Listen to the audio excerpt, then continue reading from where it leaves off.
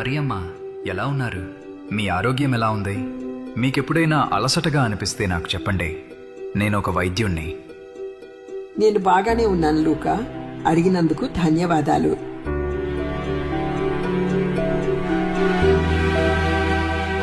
లూకా, యోహాను, మరియా. యేసు గురించి ఎన్నో విన్నాను.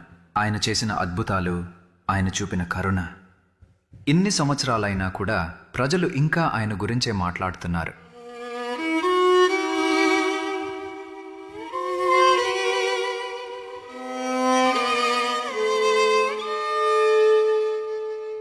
ఆయన నిజంగా ఎలా ఉండేవారో తెలుసుకోవాలనుంది.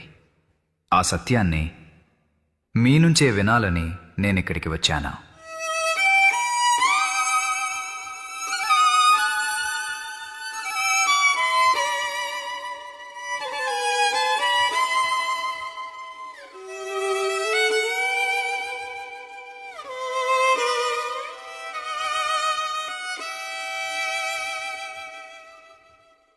మరియమ్మ, ఈ విషయాలు మీ హృదయాన్ని గాయపరుస్తే నన్ను క్షమించండి. నా కుమారుని గురించి తెలుసుకోవాలనుకుంటే కూర్చో. నాకు గుర్తున్న ప్రతి సంగతిని చెప్తాను.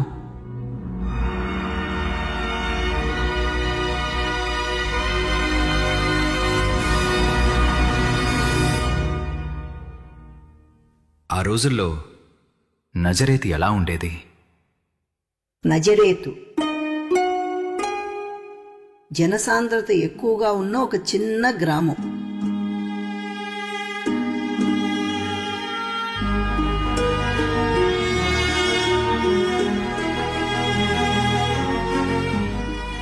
ఎక్కడ చూసినా రాతి ఇళ్ళు, ఒలీవల తోటలు, అంజూరపు చెట్లు.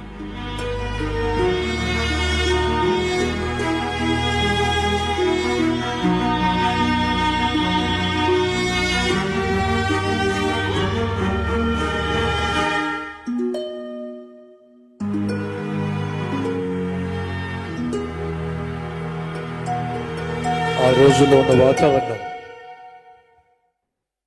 మరి మీ కుటుంబం, మీరందరూ నజరేతుకు చెందినవారా?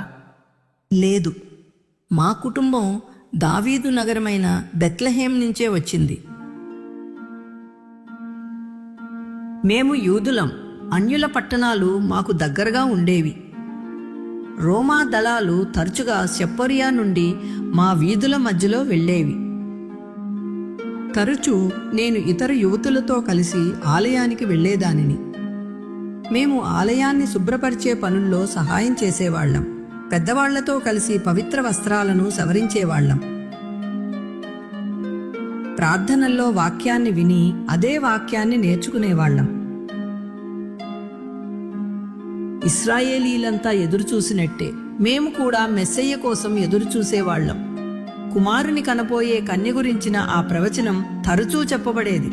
ప్రతి అమ్మాయిలాగే నేను కూడా ఆ వాగ్దానం చేసిన రక్షకుడు గురించి ఆలోచిస్తూ ఆయన రాక కోసం ప్రార్థించేదానిని.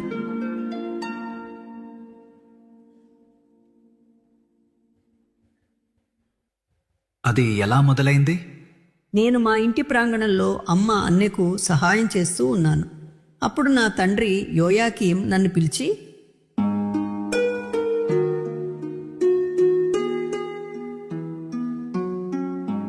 మరియా,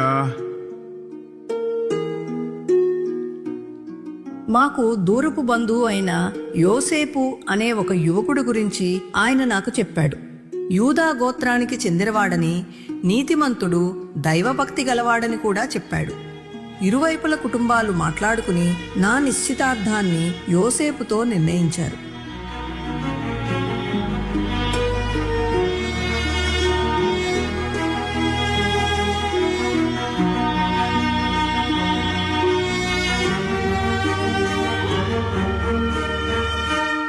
ఆ వార్త వినగానే నా హృదయం తరబడింది.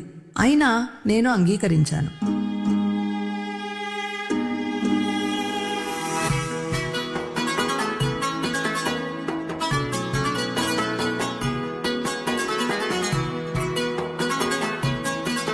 మరియా యోసేపు ప్రదానం చేయబడుతున్న దృశ్యం.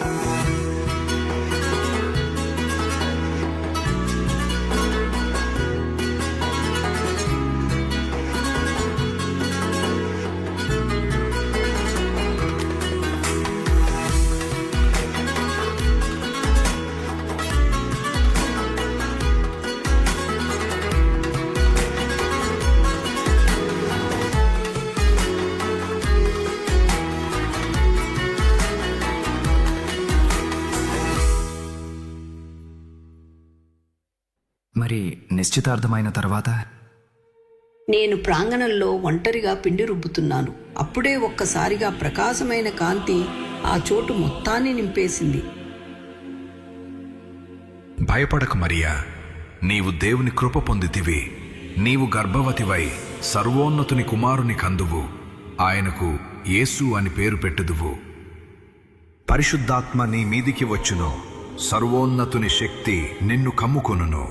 ఆ శిశువు పరిశుద్ధుడైయుండును. ఇది ఎలా సాధ్యం? నాకు నిశ్చితార్థం మాత్రమే అయింది, ఇంకా వివాహం కాలేదు. నీ బంధువు ఎలిజబెత్ కూడా తన వృద్ధాప్యంలో గర్భం దాల్చింది. గొడ్రాలని పిలువబడిన ఆమె ఇప్పుడు 6వ నెలలో ఉంది. దేవునికి అసాధ్యమైనది ఏదీ లేదు.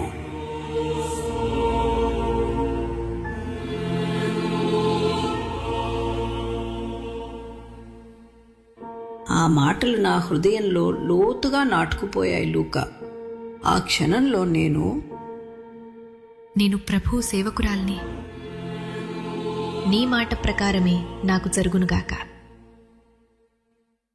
వెలుగు తగ్గిన తర్వాత ఏమైంది?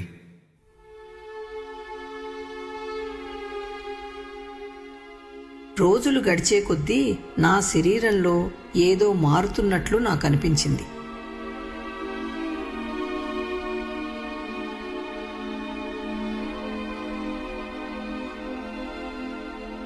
నేను ఆ సంగతిని అమ్మా నాన్నలకు చెప్పాను.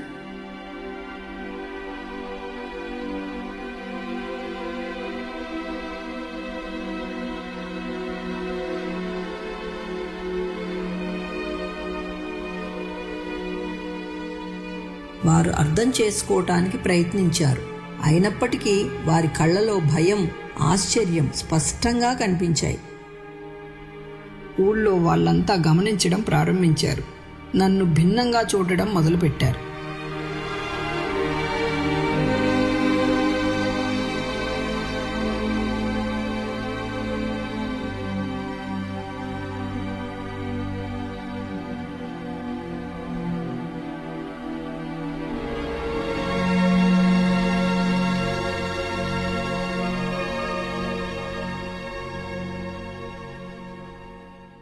మరి యోసేపు? అతనికి ఈ విషయం చెప్పినప్పుడు ఎలా స్పందించాలో అర్థం కాక మౌనంగా అక్కడి నుంచి వెళ్ళిపోయాడు.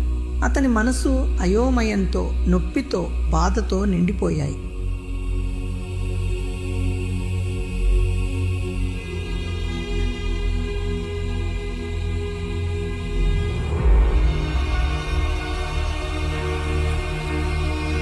యోసేపుకి ఏం అర్థం కాదా?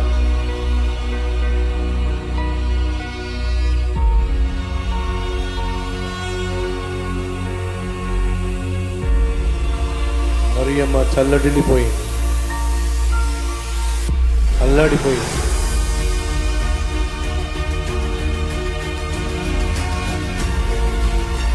ఇద్దరు యవనస్తుల హృదయాలు చల్లడిల్లిపోతున్నాయి.